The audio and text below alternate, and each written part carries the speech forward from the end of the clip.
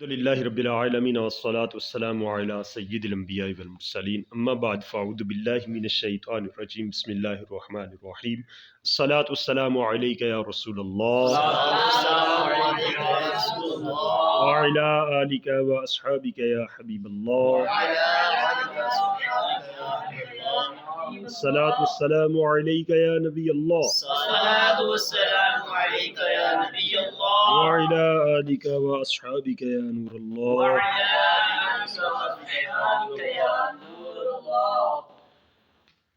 آج کا جو ہمارا سبق ہے وہ وَمِنْ هَذَا النَّوْعِ سے سبق چلے گا. فرماتے ہیں اسی نوع سے، یعنی وہ نوع کہ جس میں نہیں وارد ہوئی ہو لیکن غیر میں پائے جانے والے معنی کی وجہ سے، یعنی جو تصرفات شرعیہ ہیں کہ جن میں قباحت غیر کی وجہ سے پائی جاتی ہے. تو فرماتے ہیں اس نوع کی میں سے یہ بھی ہے کہ وطی الحائزی، حائزہ کے ساتھ وطی کرنا. ایک حائزہ عورت ہے، اس کے پاس جانے سے شریعت نے منع کیا. وطی کرنا ایک فعل حسی ہے، ایک فعل حسی ہے. اس میں قباحت آپ کہتے ہیں فعل حسی وہ ہوتا ہے کہ جو اپنی ذات اور وصف دونوں کے اعتبار سے کبھی ہو، جبکہ یہاں پر صحبت کرنا، بیوی کے ساتھ صحبت کرنا یہ ہے تو درست، لیکن اس میں جو قباحت آئی ہے وہ ہے غیر کی وجہ سے، وہ گندگی. یہ حیض کی حالت، حیض جو ہے اسے گندگی فرمایا گیا ہے، تو اس کی وجہ سے اس میں قباحت آئی ہے.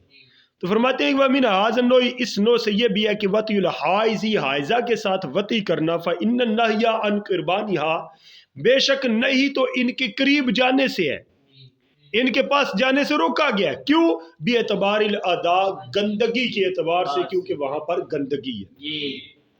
لِقَوْلِهِ تعالیٰ، اللہ تعالیٰ کی اس فرمان کی وجہ سے، وَيَسْأَلُونَكَ عَنِ الْمَحِيضِ، کہ وہ آپ سے سوال کرتے ہیں حائزہ عورت کے بارے میں. قُلْ هُوَ أَذًى فَاعْتَزِلُوا النِّسَاءَ، آپ فرما دیجئے کہ وہ گندگی ہے، تم اس حالت میں عورتوں سے کیا کرو؟ دوری اختیار کرو. فی المحیض، عورتوں سے حیض کی حالت میں دور رہو.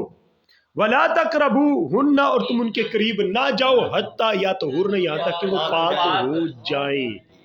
واضح طور پر فرما دیا ہے تو تمہارا کام کرنا درست ہے، لیکن اس حالت کے اندر یہ چیز گندگی ہے، اس وجہ سے تم ان کے قریب نہیں جا سکتے. وَلِهَذَا قُلْنَا، اسی وجہ سے ہم نے کہا یترتب الاحکام فی علی ھذا الوطی.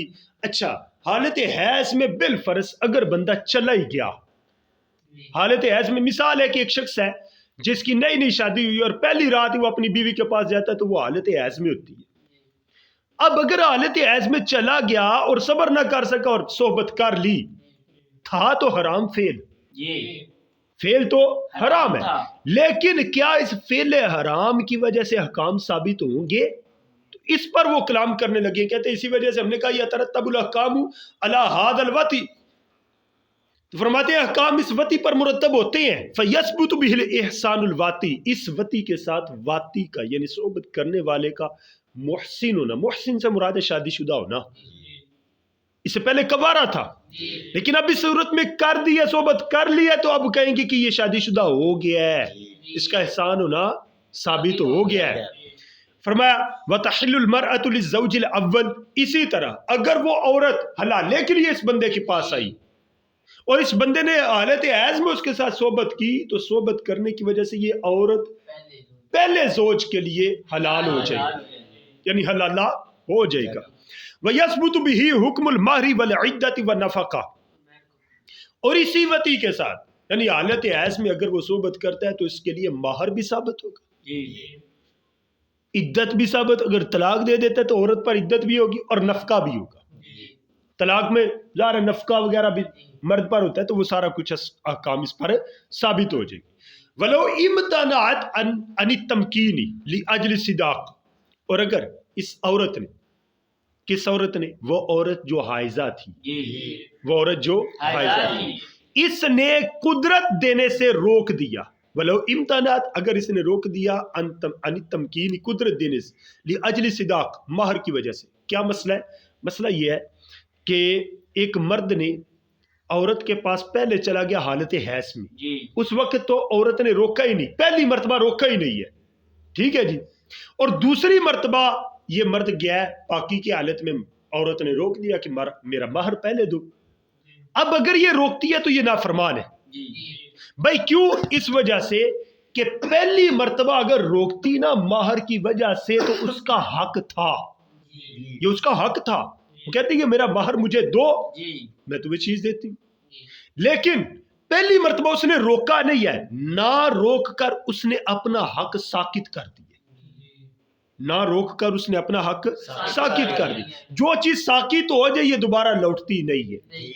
اب دوسری مرتبہ اگر روکے گی تو کہا جائے گا کہ تم نے تو اپنا حق ساکت کر دیا ہوا ہے.